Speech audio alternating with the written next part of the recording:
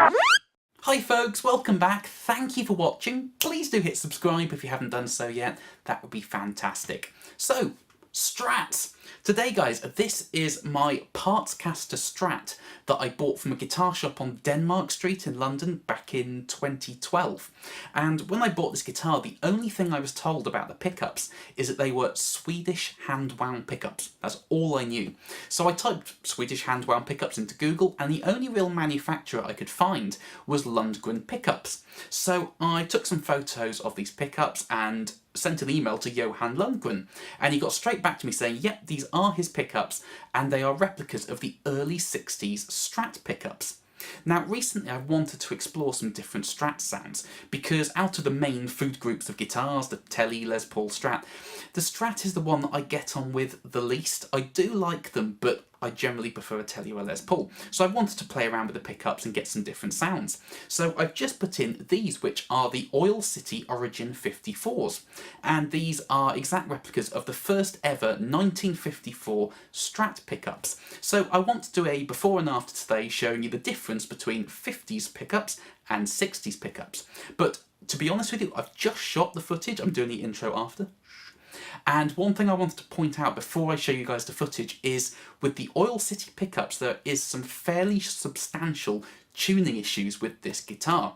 Now if you watch to the end I'll explain exactly why that is, but just a little teaser, it's not me setting the guitar up in a crap way as such, but I will explain all of that after the demo. So without further ado, let's go.